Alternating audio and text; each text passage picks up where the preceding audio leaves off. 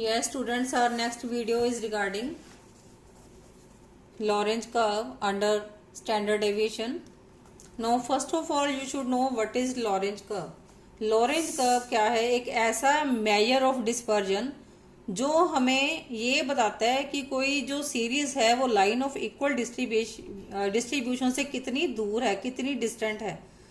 जितना हम line of equal distribution के क्लोज होंगे, जितना भी किसी फॉर्म का जो लॉरेंज कर्व है वो लाइन ऑफ इक्वल डिस्ट्रीब्यूशन के नियर बनेगा, उतना ही वो लेस वेरिएबल होगा और ज़्यादा कंसिस्टेंट होगा.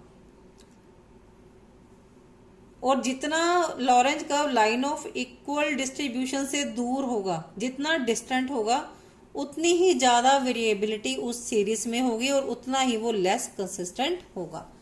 So let's do numerical on this basis. So here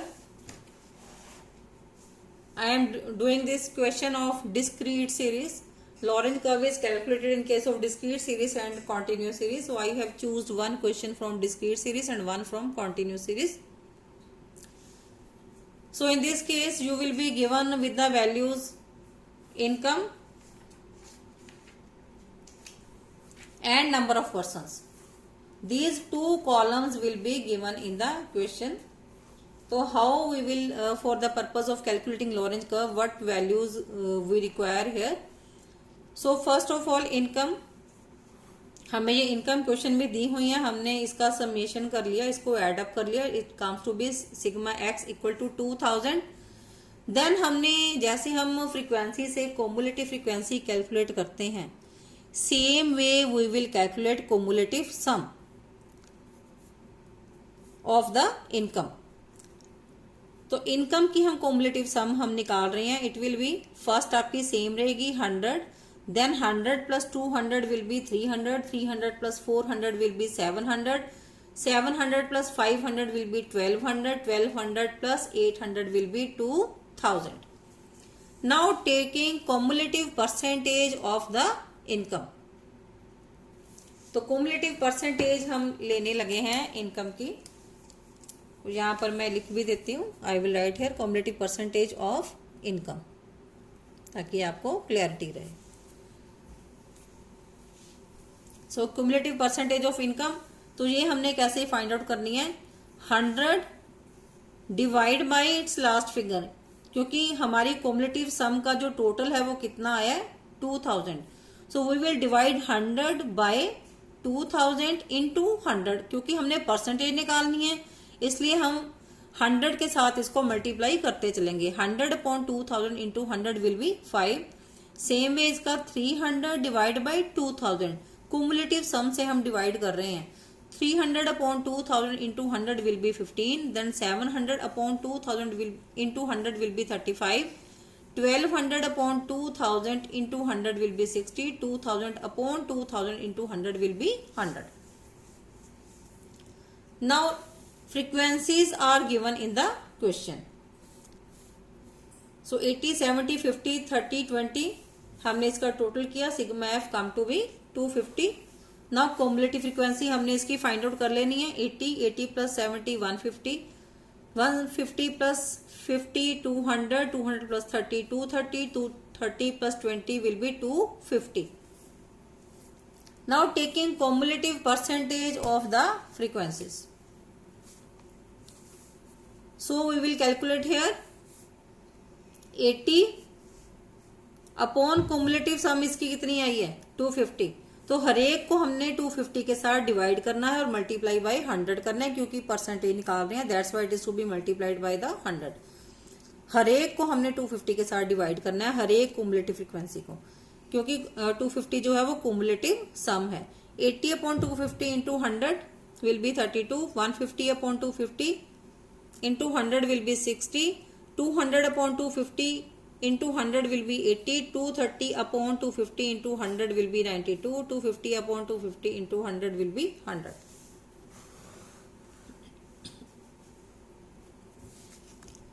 X axis पे हमने लिया बेटा परसेंटेज ऑफ पर्सन्स, और Y एक्सिस पे हम ले रहे हैं परसेंटेज ऑफ इनकम. तो परसेंटेज ऑफ इनकम हम वाई एक्सिस पे हम लेंगे। ये चीज आपने याद रखनी है लॉरेंज कर्व बनाते टाइम कि हमने जो फ्रीक्वेंसीज की परसेंटेज है वो नीचे शो करनी है, और एक्स या जो क्लास इंटरवल्स होंगे इन केस ऑफ कॉन्टिन्यूस सीरीज वो उसकी परसेंटेज आपने इस साइड पे शो करनी है, फ्रीक्वेंसीज आपने नीचे शो करनी है एक्स एक्सिस पे। नाउ फर्स्ट ऑफ ऑल हमने लाइन ऑफ इक्वल डिस्ट्रीब्यूशन लेनी है बिल्कुल सेंटर में। वो हम कैसे लेंगे, हमने क्योंकि दोनों की परसेंटेज निकाली है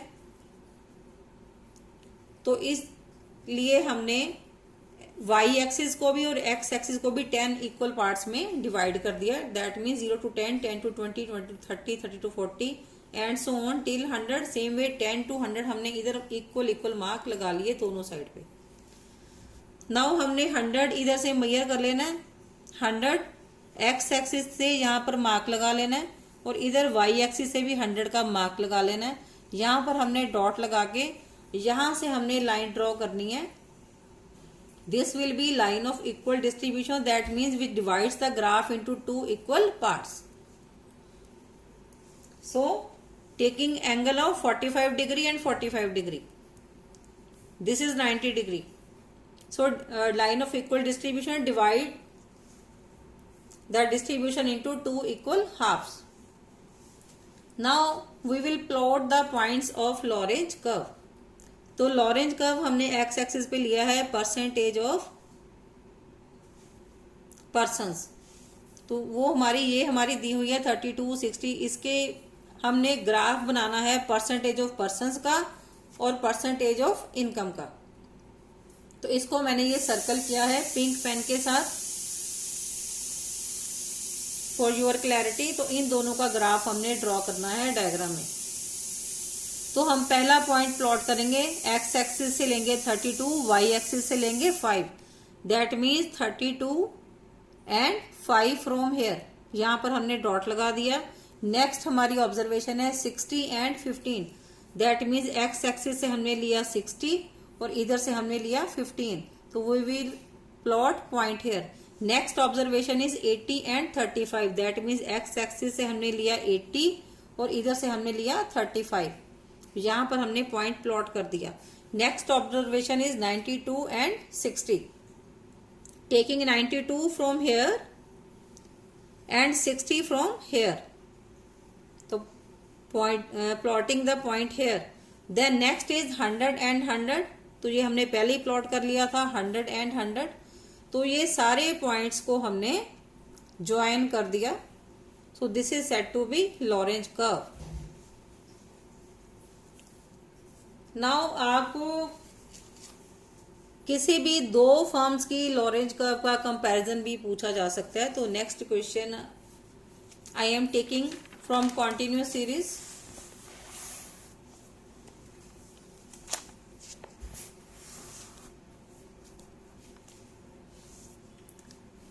So this is the case of two firms A and B. तो here in this question you will be given values, wages, ये वाला कॉलम आपको दिया होगा, and frequencies of firm A and frequencies of firm B। तो तीन चीजें आपको क्वेश्चन में दी हुई हैं, wages that means continuous series, frequencies of firm A and frequencies of firm B। Now taking first step is to calculate the mid values. Mid values हमने ले ली इसकी, तो 50 और 70 की जो मिड वैल्यू है it will come to be 60। That means L1 plus L2 divide by 2, that means 50 plus 70 divide by 2, 120 divide by 2 will be 60। Same way here 70 plus 90 divide by 2 it will be 80। Then next will be 100 and so on. Mid values आपको already पता है किस तरीके से calculate करनी है। तो same way 90 और 100 की मिड वैल्यू आ गई 100, देन 10 और 130 की मिड वैल्यू 120, 130 और 150 की mid value 140। Now taking cumulative sum of the mid values like cumulative frequencies. So first will be same 60, then 60 plus 80 will be 140, 140 plus 100 will be 240, 240 plus 120 will be 360, 360 plus 140 will be 500. Now calculating cumulative percentage.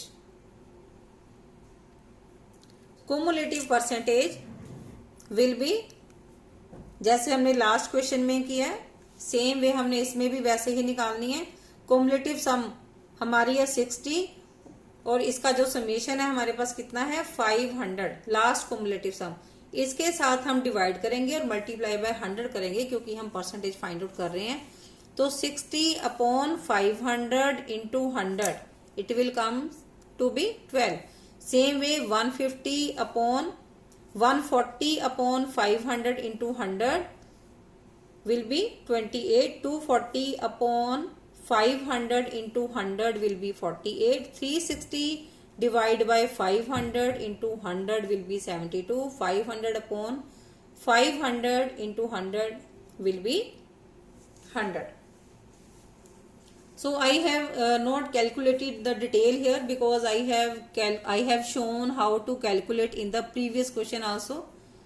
So otherwise the question will be too long and it will not be visible in the video. That's why I have only dictated values here. You can calculate and check the values.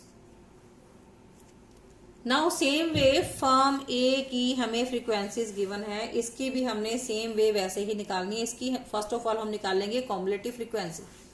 तो cumulative frequency we will calculate 20 first आपकी same रहेगी, then 20 plus 15 will be 35, 35 plus 20 will be 55, 55 plus 25 will be 80, 80 plus 20 will be 100. Now taking cumulative percentage of these frequencies. So 20 again last sum क्या है इसकी 100. So 20 divide by 100 into 100, क्योंकि इसकी जब summation 100 है तो वैल्यूज यहाँ पर सेम ही आने वाली हैं। 20 divide by 100 into 100 will be 20. 35 divide by 100 into 100 will be 35. 55 divide by 100 multiplied by 100 will be 55. 80 divide by 100 into 100 will be 80.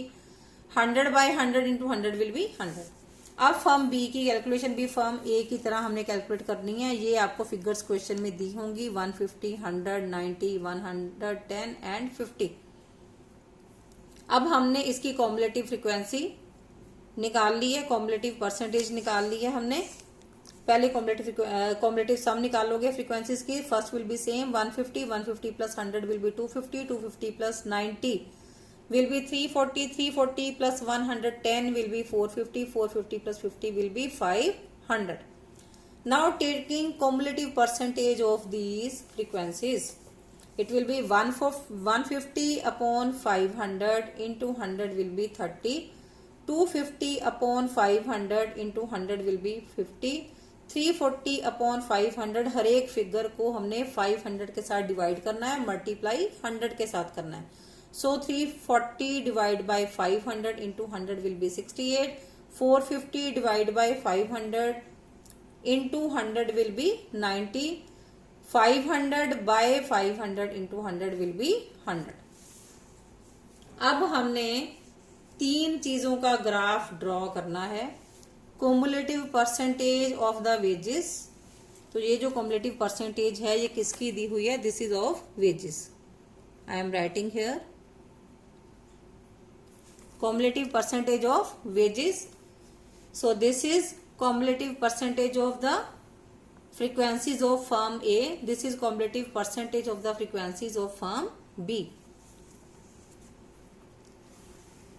Now have a look at the diagram very carefully.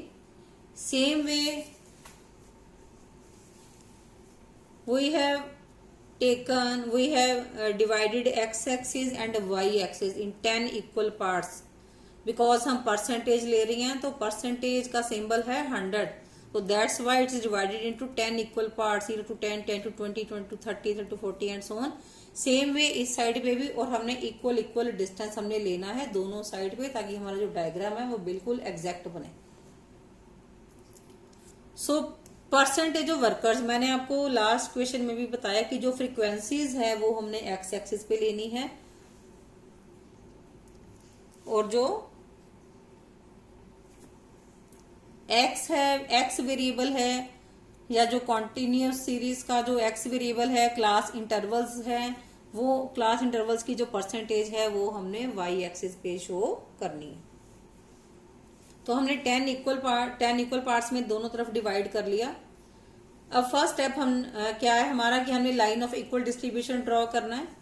तो वो same way आपने 100 से इधर 100 का point mark कर लिया, इधर से भी आपने 100 का पॉइंट मार्क कर लिया, और यहां से आपने 0 से स्टार्ट करके लाइन ऑफ इक्वल डिस्ट्रीब्यूशन की एक जो स्ट्रेट लाइन है वो ड्रॉ कर ली। That means dividing the graph into two equal halves, 45 degree and 45 degree. तो ये ऑटोमेटिकली डिवाइड हो जाएगा जब हम यहाँ पर 100 का मार्क लगा के यहां से हम line of equal distribution draw करेंगे। अब हमने पहले फर्म ए की ड्रॉ करनी है, देन हमने फर्म बी की ड्रॉ करनी है। अब फर्म ए और फर्म बी दोनों के लिए जो कॉमन क्या चीज है, क्लास इंटरवल्स वाली वैल्यूज, उसकी जो कॉम्युलेटिव हमने निकाली है।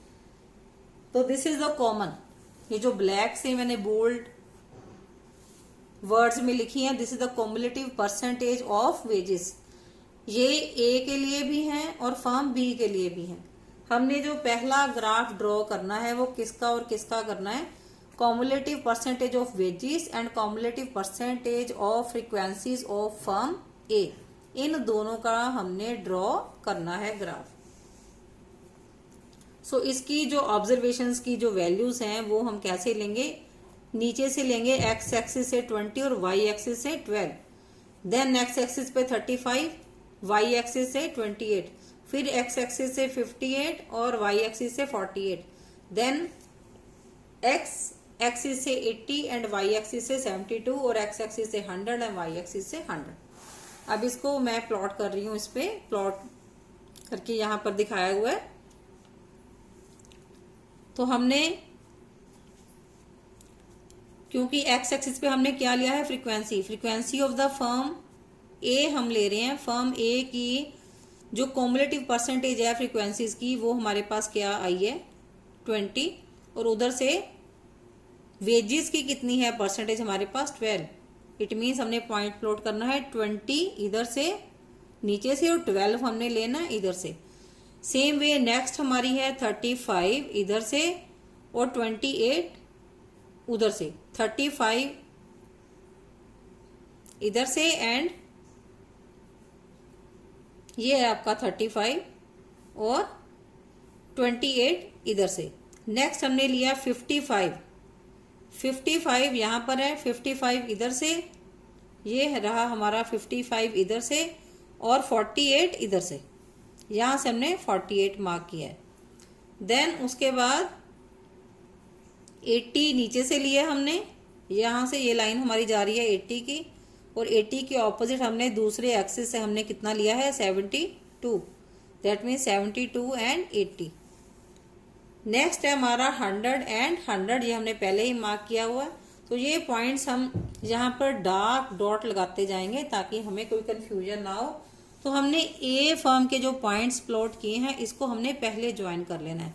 आप कलर्ड पेन के साथ भी इसको ज्वाइन कर सकते हैं ताकि आपको जो डिफरेंस है वो इसमें शो हो जाएगा। तो पिंक पेन के साथ मैंने ये लाइन जो है वो ज्वाइन कर दी है with free hand, scale use नहीं करना यहाँ पर। So this is the Lorenz curve of firm A, मैंने एरो दे दिया यहाँ पे।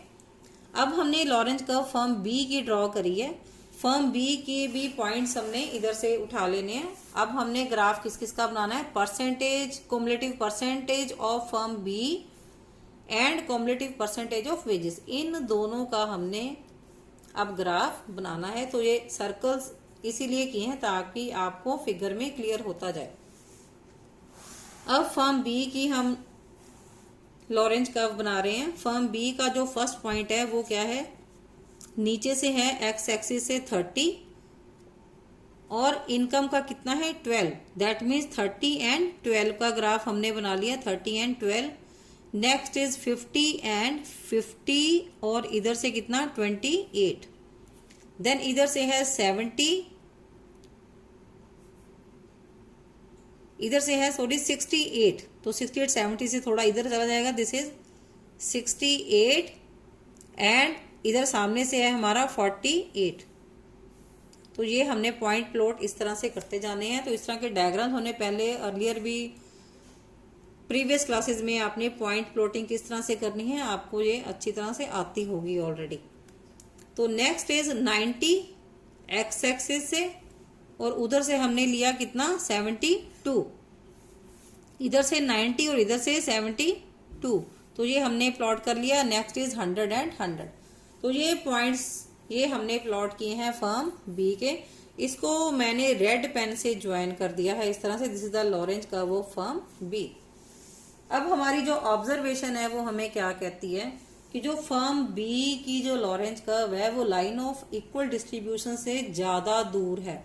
It is far distant away from the line of equal distribution, जो हमें क्या शो कर रही है कि जो बी फर्म की जो सीरीज है, जो बी फर्म का डिस्ट्रीब्यूशन है वो ज्यादा वेरिएबल है। So higher will be the variability in case of firm B. तो higher variable means it will be less consistent. और इसी तरह से हम फर्म ए की देखें तो जो ए में वेरिएबिलिटी कम है क्योंकि ये नियरेस्ट है लाइन ऑफ इक्वल डिस्ट्रीब्यूशन के, तो as compare to firm B so it is less variable क्योंकि ये थोड़े से डिस्टेंस पे है लाइन ऑफ इक्वल डिस्ट्रीब्यूशन के, तो it is less variable and more consistent. So all types of numericals of standard deviation are covered.